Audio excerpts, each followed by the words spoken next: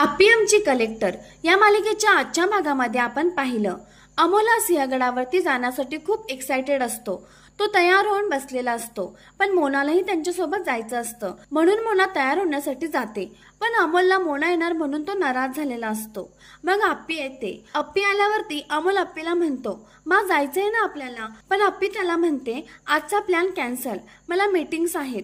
हे ऐकल्यावर अमोल रडू लागतो आणि हट्ट धरून बसतो। मग आप्पी जाण्यासाठी तयार होते आणि तयार होण्यासाठी रूम मध्ये जाते। ती गेल्यावरती अमोल विचार करतो, काहीतरी केलं पाहिजे, फक्त मला आणि मालाच जायचं सिंहगडावरती, मला मोना मामी नको आमच्या सोबत। अमोल लगेचच तेथून मोनाच्या रूम मध्ये जातो। मोना तयार होत असते। अमोल मोनाला म्हणतो, "चल लवकर, मा आलीये." मोना लगेचच बाथरूम मध्ये जाते आणि अमोल पटकन बाहेरून कडी लावून घेतो। मग अमोल तेथून लगेचच धावत अप्पीकडे जातो आणि तो तिला म्हणतो, "चल लवकर, आपल्याला जायचंय ना?" आणि निघण्यासाठी खूपच घाई करतो। मग ते दोघेही तिथून निघतात। तर इकडे मोना दरवाजा वाजवत असते। दीपा दरवाजा उघडतो आणि विचारतो, "बाहेरून कडी कोणी लावली?" मोना चिडूनच अमोलने केलेली हकीकत त्याला सांगते आणि म्हणते तो खूप डॅम्बिस आहे, त्याला आल्यावर बघते। तर दुसरीकडे अर्जुनच्या घरी मुलीकडचे आलेले असतात। मग अर्जुनला पण बोलवतात।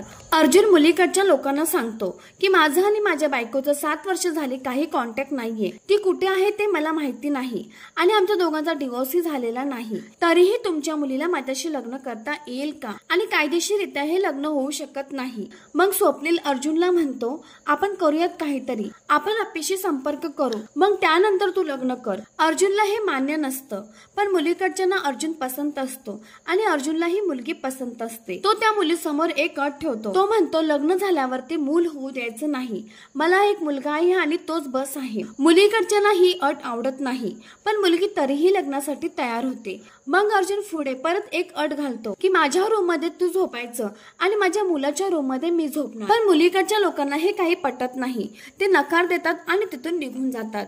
सगळेजण अर्जुनला खूप समजावतात, पण तो कोणाचंच ऐकत नाही। अर्जुन म्हणतो, "मला माहितीये, माझा अमोल मला एक ना एक दिवस नक्की भेटेल आणि तो भेटला की मी त्याला कुठेच जाऊ देणार नाही, मग कोणीही काहीच करू शकणार नाही, ना अप्पी ना नियती." असं म्हणून तो तिथून निघून जातो। मग कदम आर्याला अर्जुनला समजावायला सांगतात। अर्जुन गाडीवर बसून निघालेला असतो। आर्या पण त्याच्या गाडीवर बसते आणि म्हणते, "मला पण तुझ्यासोबत यायचं आहे."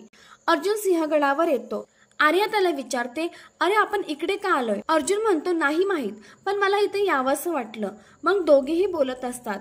तर इकडे अप्पी आणि अमोल दोघेही गडावर आलेले असतात। इकडे आर्या अर्जुनला म्हणते की तू तुझ्या बायकोला शोध आणि तिच्याशी बोल आणि जे काही तुमच्या दोघांमध्ये भांडणं आहेत ती मिटवून टाका आणि तुम्ही दोघेजण परत एकत्र या।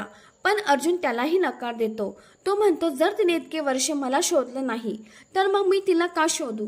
तिला तर माहिती होतं ना मी कुठे आहे। या 7 वर्षात जर तिला मला एकदाही भेटावंसं वाटलं नाही तर मग मी तिला का शोधू?"